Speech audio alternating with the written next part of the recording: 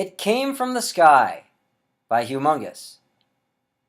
While people enslaved themselves with the strips of cotton and linen they called quote-unquote money, the asteroid hurtled toward Earth.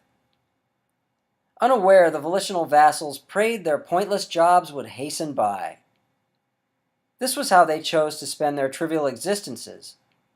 Ironically, their final moments of life would almost invariably consist of begging for more time. To the asteroid, none of this mattered. It was a hunk of errant space debris on a collision course with a celestial body in the middle of nowhere. It was neither compassionate nor sentient. It was simply part of a vast universe that cared nothing for man-made contrivances like money, politics, nor religion. Over a decade ago, it had been well within the ability of these humans to divert the asteroid via technology. They had chosen to be imprisoned by implements of their own design, as opposed to addressing fixable problems. As the plunging rock breached the Earth's ionosphere, people developed ulcers over their mortgages. As the impending doom cleared the planet's stratosphere, more than 1 billion individuals were on the verge of starving to death. Insipid television shows were hungrily devoured, wars were waged, and people clung to their fallacious deities, even though these same gods had allowed nearly half their families to die of cancer caused by nuclear weapons testing. The Chicxulub asteroid that purportedly eradicated the dinosaurs was roughly 6 miles in diameter.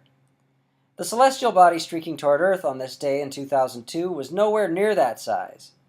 Still, at 30 feet across, it would lay waste to more than 100,000 humans in the blink of an eye. Interacting with the gases encircling the planet, the asteroid began to heat up. Where the prodigious projectile struck would be anybody's guess. Roughly a dozen individuals worldwide were tasked with keeping vigil for incoming space debris. This was due to a lack of funding, which was tied to the useless and destructive nature of the monetary system. As the asteroid ignited, a paltry amount of monitoring mechanisms scanned the sky for biotic rubble. Since this machinery was so meager, objects less than a kilometer in diameter were rarely ever detected. Even if they were, nobody had bankrolled subsidies for a mitigation program to prevent the type of collision that was about to occur. The asteroid, now a flaming mass of annihilation, hurtled toward Earth, and not a single human was so much as aware.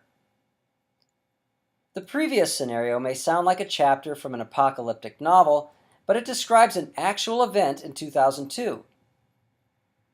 Fortunately for the inhabitants of Earth, the asteroid in question exploded in the sky somewhere above the Mediterranean Sea. This detonation, due to intense contact with atmospheric gases, generated 26 kilotons of devastating force. The Little Boy atomic device, dropped on Hiroshima, Japan, detonated with 13 to 18 kilotons of lethality. Fat Man, deployed over Nagasaki, yielded a 21 kiloton blast. What's become known as the 2002 Eastern Mediterranean event was more powerful than either. Even more disquieting, for the reasons stated above, not a sole human knew this errant asteroid was earthbound until it exploded in the atmosphere. Only then were scientists able to detect the projectile's latent presence. Had this biotic rubble detonated over a populated landmass, the destruction would have been colossal. India and Pakistan, both possessing nuclear arsenals, were on the verge of war. These two countries are equipped with ineffectual early warning technology. As a result, should the asteroid in question have exploded over either nation, it could have easily been mistaken for a thermonuclear onslaught. In this case, a nuclear counterattack would have occurred. The result may have been the beginning of World War III.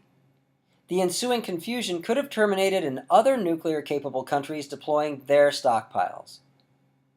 Even so, nations continue to make military spending their highest priority.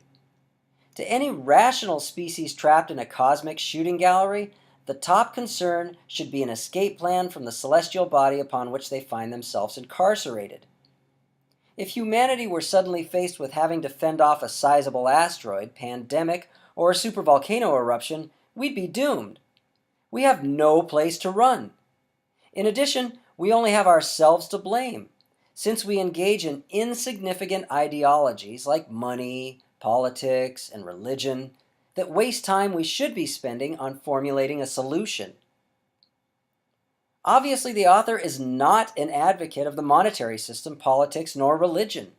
He realizes to entertain such archaic and pernicious ideologies is to court disaster. As a species, we've been bequeathed ample warning. In light of our technological capabilities, to lay the foundation for our own demise is lunacy.